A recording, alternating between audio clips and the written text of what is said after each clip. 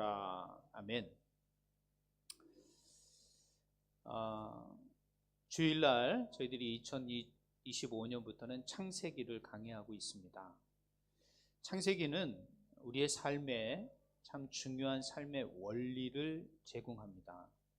그렇기 때문에 특별히 이 창세기 1장부터 11장의 내용은 더 많은 우리의 삶에 귀한 원리, 또 우리가 알 수 없었던 삶의 놀라운 이 시대의 원리와 그 법칙들을 좀 알게 하는 내용이 1장부터 11장에 아주 많이 나오고 있습니다. 그래서 우리가 성경을 중심으로 이 삶에 또 우리 인생에 참된 원리가 될 수 있는 것들을 잠시 생각하는 그런 시간들이 되었으면 좋겠습니다. 오늘 이 창세기 6장을 보면 한마디로 말해서 죄악이 넘치는 시대예요. 어떻게 이 죄가 세상에 그렇게 가득할 수 있었을까? 그 시대를 잘 표현해 주는 본문이 오늘 6장의 내용입니다.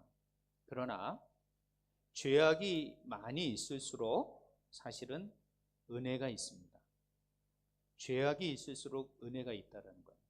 그래서 오늘은 제가 꼭 세 단어를 좀 말하게 되는데요. 오늘은 죄악의 전염성입니다. 그러니까 죄가 얼마나 많은 파급 효과가 있는지를 깨달으셔야 되고요. 그 다음에 그의 반면에 하나님의 은혜는 그것을 다 덮을 수 있는 것이 그것과 큰 것이다 라는 것을 생각하셔야 되고요. 또 하나는 그러면서 우리에게 또 다른 기회가 주어지고 있다. 이런 기회라는 단어를 생각하면 좋겠습니다. 그래서 오늘 이 본문을 통하여 죄악은 넘치지만 하나님의 은혜는 또 필요한 시대라는 말씀으로 말씀을 나눌까 합니다. 먼저 이 노아 시대 상황을 좀 이해를 하셔야 됩니다. 이 노아 시대는 우리가 이 본문을 보면 사람이 땅 위에 번성하기 시작했다라고 되어 있어요. 땅 위에 번성했다라는 거예요. 하나님께서 세상에 인간을 만드시면서 너는 생육하고 번성하여 땅에 충만하라 그랬어요. 그러니까 그 말씀대로 되고 있는 거죠.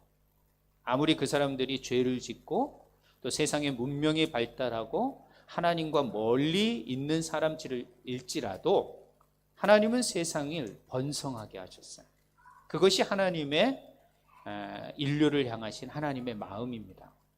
복되게 했는데 이렇게 번성했다라는 말은 아담과 같이 하와 같이 하나님이 최초의 인간을 흠없이 만든 그런 인간이 번성했다라는 말이 아니에요. 이 번성이라는 단어에는 어떤 거냐면 이 타락한 이후에 그 인간이 점점 죄악으로 깊이 빠져들어가는 번성이라고 이 원문에는 표현되어 있다는 거예요.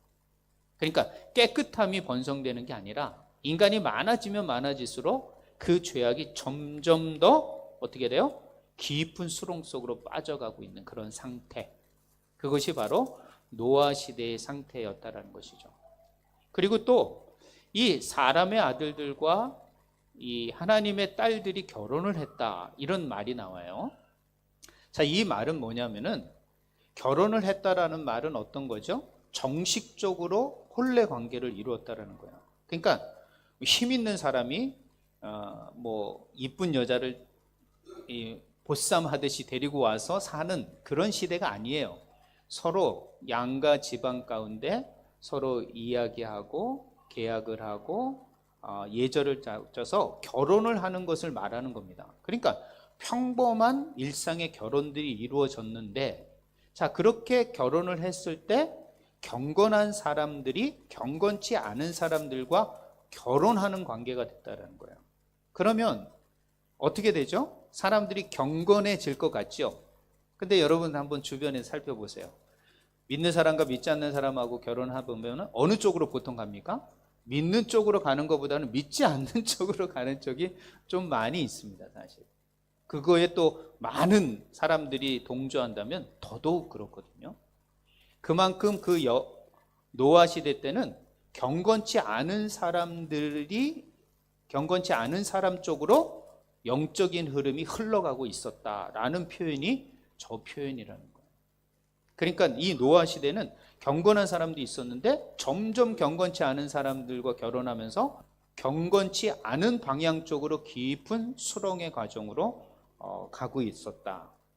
그래서 6장 5절에 그 시대는 죄악이 관영했다. 관영했다라는 건 뭐예요? 넘쳐났다라고 말을 하는 것이에요. 즉 하나님을 떠나는 그런 시대가 되었다라는 거죠. 선을 찾을 수가 없는 거예요. 경건한 사람을 찾을 수가 없는 거예요. 전체가 다 경건치 않은 방향으로 나가고 지속적으로 경건치 않은 방향으로 나가고 있는 거예요. 그리고 또 광범위하게 그 죄가 그 시대를 덮고 있었다. 그리고 사람들이 습관적으로 그 죄악을 행하고 있었던 시대. 그게 바로 노아의 시대는 거예요. 그러니까 당연한 거구나. 이게 사람들은 그렇게 생각을 하는 거예요. 그런 시대가 어떤 시대였다? 노아 시대였다라는 거예요. 그러니까 경건한 사람을 찾을 수가 없는 거예요. 노아조차도 경건하지 않았어요. 사실은. 그 이후에 제가 이제 또 말씀을 나누겠지만, 그래서 이 번성이라는 말은 죄가 인간에게 너무 많아지고 그것이 확장되고 있다라는 표현이고요. 하나님의 아들들은 셋과 같은 경건한 계열이 아닌 가인과 같은 경건치 않은 사람들의 후손들과 혼합되어지는 그런 것으로 여러분이 해석을 하셔야지. 무슨 어떤 사람이 그래요. 어떤 목사님은 천사와 인간이 조합이 되어 네피림이 생겨졌다. 그 시대의 영웅이다. 이 사람들이 그 때에 왕이 되었고 제왕들이 되었다. 뭐 이런 식으로 뭐 드라마틱하게 해석을 하는데 그렇지 않습니다. 이 네피림이라는 표현은요, 포악자, 겁탈자 이렇다라는 거예요. 그러니까 그 중에서도 가장 강력한 힘을 가지고 포악하고 겁탈하는 사람이 네피림이라는 표현이지, 무슨 뭐 영웅이라 그러니까 뭐 천사와 인간이 조합해서 뭔가 대단한 사람이 나온 것처럼 생각을 하고 있어요. 그리고 이 죄악이라는 라라는 히브리 말은 어떤 거냐면 그 죄가 사회 전반적으로 가득 차버리고 있었다라는 표현과 같은 거예요. 그러니까 그 노아 시대의 죄가 가인이 시기하고 그 동생의 제사를 하나님이 받으신 것을 기뻐하지 않고 분노한 그 자그마한 시기 하나가 점과 같은 그 죄가 온 세상에 지금 가득 넘치는 상태가 되었다는 거예요.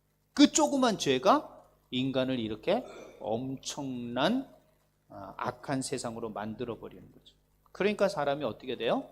도덕적 타락, 영적 무관심, 사회적 부패, 이거 나타날 수밖에 없다는 것이죠. 그렇다면 이렇게 나타나는 이 타락과 무관심과 부패, 오늘 이 시대를 한번 생각해 보십시오. 어떻습니까? 똑같지 않겠습니까? 도덕적 타락 얼마나 이루어졌습니까? 그냥 요즘 남녀의 문제부터 가정의 문제부터 결혼의 문제 다 정말 도덕적 수준이 땅바닥에 떨어졌습니다. 옛날에는요, 저 청년 어렸을 때는 정말 예수 믿는 사람은 그래도 정직하고 괜찮은 사람이었어요.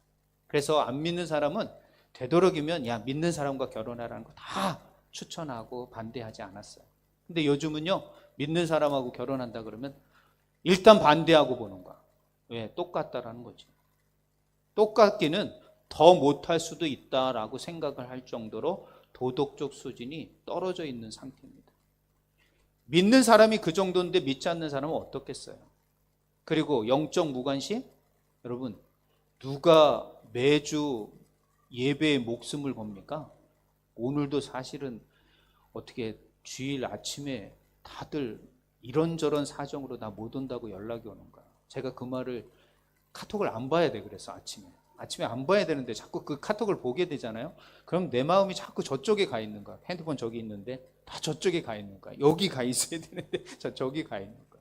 그런 식으로요, 목숨 안 겁니다. 누가 예배보다 더 중요한 일이 있는 거예요, 우리에게는. 즉 하나님보다 더 중요한 일이 우리에게 너무 많이 생기고 있는 거예요. 이것은요, 우리가 영적이지 않다는 말이 아니라 영적으로 무관심하고 있다는 거예요. 지금 우리 상태가 그렇다라는 거죠. 그런데 하물며 안 믿는 사람, 조금 신앙을 갖춘 사람, 불가능한 일입니다. 조그만 어디 일이 있다, 가다가 뭔가 교통사고가 딱 났거나 뭐 교통법규를 어겨서 경찰하겠다, 아 기분 나빠, 오늘 예배 드릴 분위기 아니야, 기분 아니야, 그리고 집으로 가. 교회 오다가도 말이죠, 이런 상태인 거예요. 전혀 예배 관심이 없는 거예요. 이런 무관심한 상태가 이런 거예요. 세속이 이런 거라는 거예요. 세속이라는 것은요, 영적으로 관심을 갖지 않게 만들어버리는 거예요. 그래서 우리가 세속화되었다는 것은 영적 무관심과 연결되어 있는 거예요. 사회적 부패, 여러분 우리나라만 봐도 그러잖아요. 그렇습니까? 어느 나라고, 미국 하물며 그 정의와 공의와 성경에 손을 얹고 대통령이 세운 그 나라조차도 부패와 부정과 그 악함이 넘칩니다. 하물며 그렇지 않은 나라들은 어떻게 했냐는 거예요. 오늘날이 이렇다라는 거예요. 노아의 시대나 지금 시대나 별반 다르지 않습니다. 그렇기 때문에 지금도 우리는 노아 시대를 통하여 이 시대에 어떻게 살아야 되는지를 생각하고, 그 이미 일어난 과거의 그 사건, 역사적 사건을 통하여 오늘 이 시대와 미래를 살아가는 우리들이 지혜를 얻어야 되는 거예요. 그래서 성경을 우리는 봐야 된다는 거예요. 죄악이 가득한 시대입니다. 그러면 포기하고 아무것도 그러면 희망이 없고 기회가 없는 겁니까? 아니에요. 이런 시대에 하나님께서 은혜라는 것을 주신다. 그 험악한 노아 시대에 하나님은 은혜라는 단어를 처음 등장시킵니다. 그게 바로 6장이에요. 은혜라는 단어. 얼마나 멋진 단어입니까? 얼마나 우리에게 정말 구원과 같은, 담비와 같은 그런 단어가 은혜예요. 은혜. 드디어 이 험한 세상, 죄악이 관영한 이 시대에 너희 이 시대에 필요한 단어는 바로 은혜다. 구원도 아니야. 은혜가 있어야지 구원으로 가는 거지, 은혜를 받지 못하는데 무슨 구원을 받습니까? 은혜가 먼저예요. 은혜가. 구원이 먼저가 아니라는 거예요. 여러분 자꾸 구원 받으려고 난 구원만 받아야 돼? 10원이 필요하지 구원이 필요하겠습니까? 구원이 아니라는 거예요. 은혜가 필요한 거예요. 은혜. 그래서 하나님은 그들을 보시고 한탄하셨다라는 표현인데요, 이건 한탄하는 건 하나님이 막 후회하고 그런 게 아니라 하나님이 인간적인 감정을 가질 때 표현하는 슬픔의 감정, 그 마음을 지금 표현하시는 거예요. 정말 슬프다. 내가 내 형상으로 지은 인간이 어떻게 이 죄라는 것에 저렇게 오염되고 저렇게 확산되고 저렇게 광범위하고 저렇게 뼛속 깊이까지 죄로 물들 수 있을까? 그것을 보고 주님은 너무도 슬퍼했던 거예요. 너무도 힘들었던 거예요. 그래서 그것을 다시 회복시킬 수 있는 은혜를 주시기를 원하시고, 그게 은혜예요. 그러니까 은혜라는 것은 받을 자격이 없는 사람이 받아도 회복할 수 없는 사람에게 주시는 것, 이게 은혜라는 거예요. 스스로는 회복할 수 없는 사람에게 주시는 것, 그게 은혜라는 거예요. 그게 하나님의 은혜예요. 사람의 은혜가 아니라 하나님의 은혜. 그것이 후반에 뭐라고 성경에서 나오냐면 구원이라는 단어로 나오는 거예요. 그러므로 그 은혜 받은 자여 구원하리라. 은혜 받은 자를 내가 구원하겠다. 그래서 노아를 보십시오. 노아가 그런 거예요. 하나님의 슬픔, 그 죄를 보고 가슴 아파하시는 하나님의 모습이 오늘 6장에 나오는 거예요. 한탄하고도 한탄하. 한탄이라는 단어가 2번 나옵니다. 오늘 본문에. 한탄하였다. 그리고 또 한탄하였다. 그래서 하나님께서 어떻게 해요? 내가 120년 후에 심판하겠다. 심판을 하면 이 심판을 받아야 할 사람도 노아가 해당이 되는 거예요. 그러니까 인류 모두가 다 죽어야 마땅한 것이죠. 근데 하나님은 그 심판에서 한 사람을 살려둡니다. 한 가정을 살려두는 거예요. 왜 그랬을까요? 도대체 왜 살려둔 것일까요? 뭔가 귀에 하나님이 주시고자 하는 계획이 있었더라는 거예요. 계획을 가지지 않고 깨끗하게 다시 그냥 셋업하겠다. 그러면 끝내버려야 되잖아요. 근데 하나님은 끝내지 않고 거기에 은혜를 베푸시는 한 사람을 부르신다는 거예요. 그러니까요, 죄악이 아무리 가득해도 무엇이 있다라는 거예요? 은혜라는 한 방울이 있다라는 거예요. 은혜라는 바늘구멍 같은 기회와 소망이 있다라는 거예요. 그렇기 때문에 세상이 지금 아무리 악하고 도덕적 타락, 이게 현실적인 것일지라도 우리는 그 속에서 하나님의 은혜를 바라보셔야 돼요. 하나님의 은혜를 사모하고 바라보셔야 돼요. 그것이 아니면 노아 시대의 모든 사람들이 구원받을 수 없었던 것처럼 은혜를 사모하지 않으면 절대 우리는 이 시대 속에서 구원받을 수 없게 되는 것입니다. 노아가요, 은혜를 받았다라는 단어가 나오는데 이걸 목사님들이 잘못 해석하시는 분들이 많아요. 8절에 보면 은혜를 입었다. 그러니까 가만히 있는데 하나님께서 주었다라고 생각을 해요. 제가 원문을 찾아보니까 그게 아니에요. 은혜를 입었다, 이 말은 어떤 거냐면 하나님의 눈앞에서 은혜를 찾았다, 이런 거예요. 직역한다면. 이 단어를 히브리어로 직역하면, 하나님이 모세에게 쓰게 하신 그 히브리 원어적인 직역을 하면 어떻게 하냐면 하나님의 눈앞에서 은혜를 찾았다라는 말이에요. 누가 찾아요? 은혜를 입었다라는 단어는 가만히 수동적인 수동태라고 생각하시는데 아니에요. 이게 능동태예요. 은혜를 노아가 찾았다라는 거예요. 간절히. 어디 앞에서? 하나님의 눈 앞에서. 그러니까 하나님이 나를 불꽃같이 보고 있다라는 것을 의식하면서 하나님의 은혜를 찾았다라는 말이에요. 한마디로 말해서 은혜 안에 거하기 위해서 노력했다라는 거예요. 많은 사람들은 가만히 있으면 하나님의 은혜를 주시는 줄 알아요? 아니에요. 노아는요, 그렇게 온 세상이 죄악으로 넘어지고 부패한 그 시대 속에서 하나님이 나를 보시는구나라고 생각했던 사람이에요. 하나님이 나를 보고 계시는구나라고 의식했던 사람. 그래서 하나님의 은혜를 구한 거예요. 하나님의 은혜를 찾은 거예요. 간절히 하나님의 은혜를 받으려고 발버둥 쳤던 사람이 누구냐? 노아예요. 그 말이 하나님과 동행했다는 말이에요. 하나님과 동행했다는 말은 하나님 같이 가요 하고 피크닉 가는 게 아니에요. 놀러 가는 게 아니라 죄악으로 가득한 그 세상 속에서 하나님을 어떻게 찾을 수 있을까? 하나님을 놓치지 않을 수 있을까? 하나님을 간절히 찾고 그 은혜를 구했던 사람이 노아예요. 그래서 은혜를 입은 거란 말이에요. 간절히 찾으라, 두드리라, 열리게 될 것이다. 두드려라, 열리게 될 것이다. 이 말이 여기에 적중하는 거예요. 찾으면 찾게 될 것이다. 이 말에 적중하는 거예요. 신약에만 적용이 되는 게 아니에요. 이건 성경 전체가 다 적용이 되는 말씀으로서 찾은 거예요. 간절히 은혜를 구한 거란 말이에요. 그랬더니 어떻게 되었다? 그 은혜가 붙잡혀. 은혜를 붙잡으니까 하나님께서 구하고 찾는 자에게 거절하십니까? 하나님 거절하지 못하세요.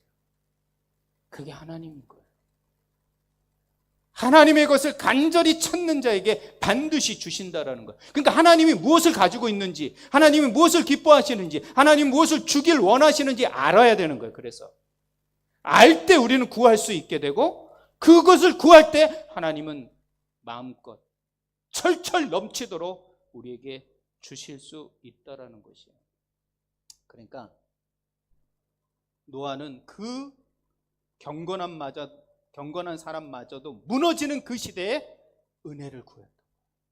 은혜를 찾았던 거예요. 간절히 하나님과 동행하면서 찾았던 거예요. 하나님께서 노아에게 너 방주 좀 만들어야겠다. 그게 몇 살인지 아십니까? 480세 그랬습니다. 그리고 홍수가 났던 해가 600세였습니다. 그러니까 120년이라는 시간이 있었죠. 여러분 120년 동안 방주를 짓는다.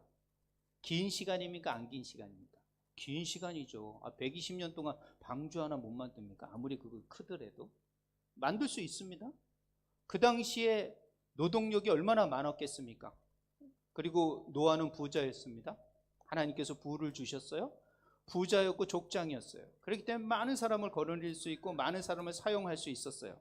그 당시의 환경은 지금보다 겨울이 없었고 아주 더운 것도 없었고 아주 풍성한, 그리고 사막도 없고 높은 산도 없는 아주 풍성한 모든 것들이 완벽한 세상이 바로 노아 시대였습니다. 그런 시대에 노아가 120년 동안 가진 재물을 가지고 많은 사람을 동원해서 방주를 짓는다는 건 어렵지 않은 일이었던 거예요. 그런데 그 시간을 게으르지 않고 최선을 다해서 하나님과 동행했던 사람이 노아였다는 거. 그 120년 동안 말이죠. 지속적으로 하나님께 은혜를 구하고 찾았던 사람. 그게 바로 노아였기에 하나님은 그에게 은혜를 입혀주셨다는 거예요. 찾지도 않는데 입혀주지 않습니다. 원하지도 않는데 하나님이 주시지 않아요. 여러분이 간절히 찾을 때 은혜는 임하게 돼 있고, 성경에도 찾으라고, 구하라고, 두드리라고 말씀했지 가만히 있어 내가 다 알아서 해줄게 그러지 않습니다. 하나님은 찾으셔야 돼요. 두드리셔야 돼요. 구하셔야 되는 것이에요. 그럴 때 하나님께서 그것을 다 채워주신다라는 것이죠. 지금도 죄는 반복되고 있습니다. 더 악해졌으면 악해졌지 덜해지지 않습니다. 절대. 그런 반면에 하나님의 은혜 또한 변함없다라는 걸 믿으시기 바랍니다. 그래서 그 하나님의 은혜를 구하셔야 돼요. 간절히 찾으셔야 돼요.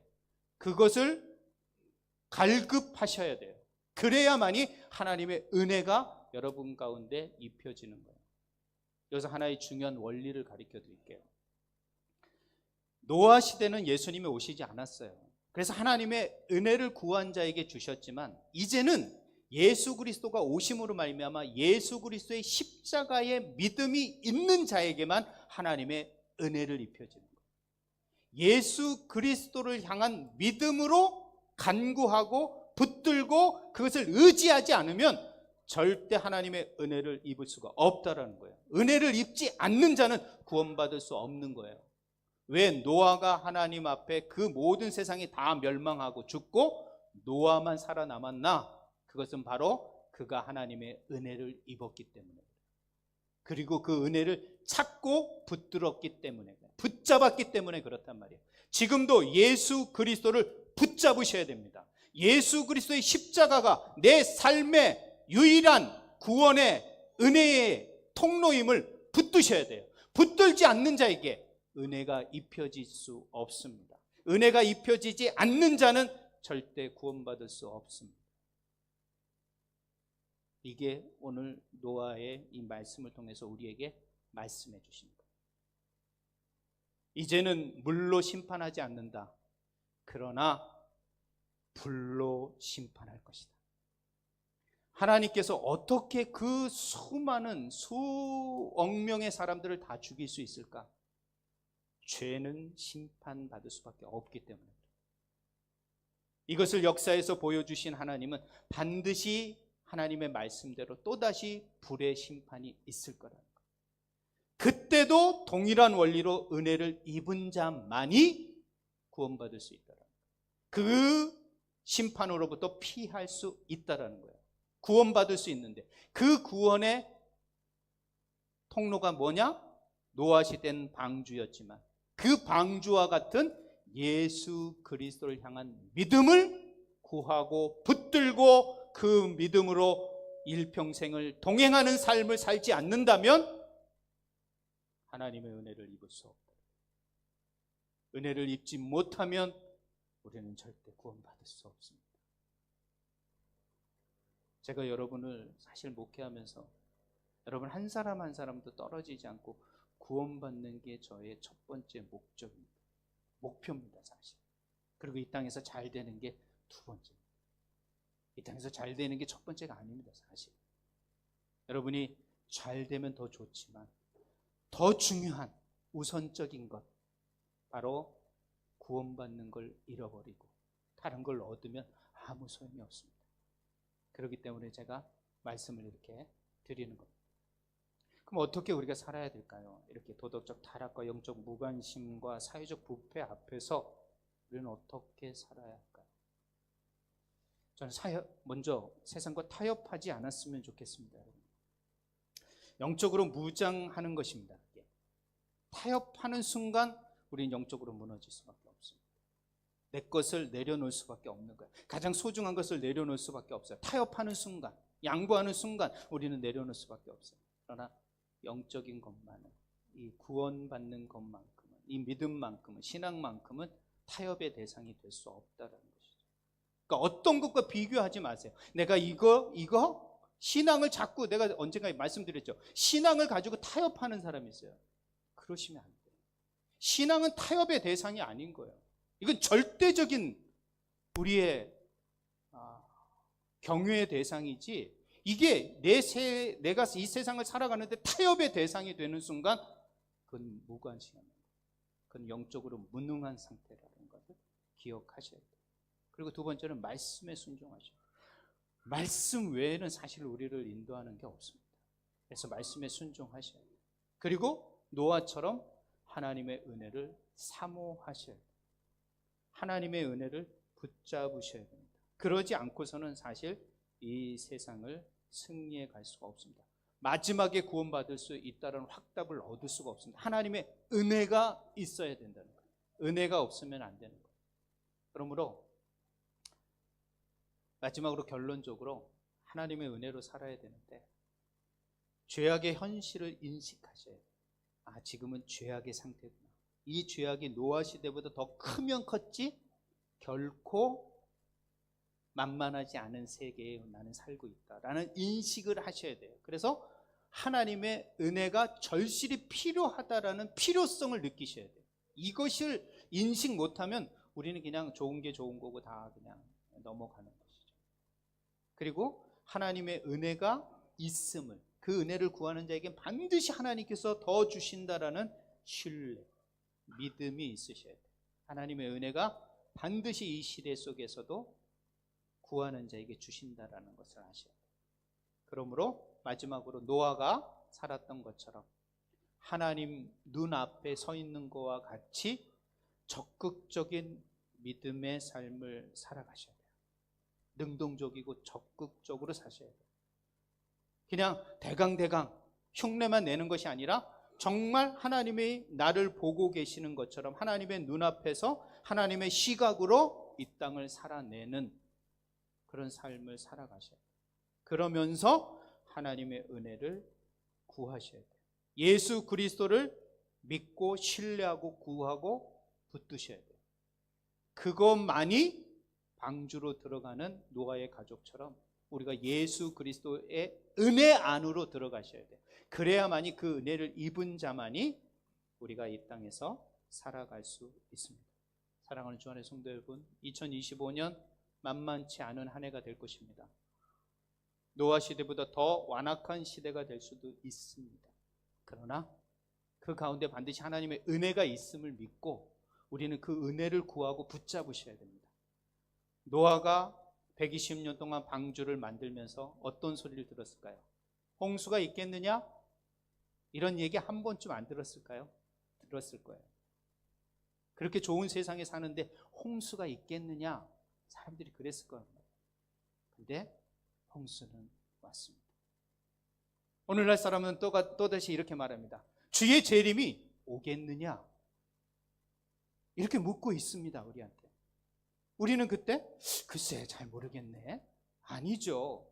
노아 시대를 통하여 주님 말씀해 주셨지 않습니까? 홍수가 있겠느냐? 홍수가 있었다. 주의 재림이 오겠느냐? 주의 재림은 오실 것이다. 이것이 우리의 답입니다. 이미 우리는 어떻게 살아야 할지를 이미 보여주셨고 안내해 주셨습니다. 이것이 말씀입니다.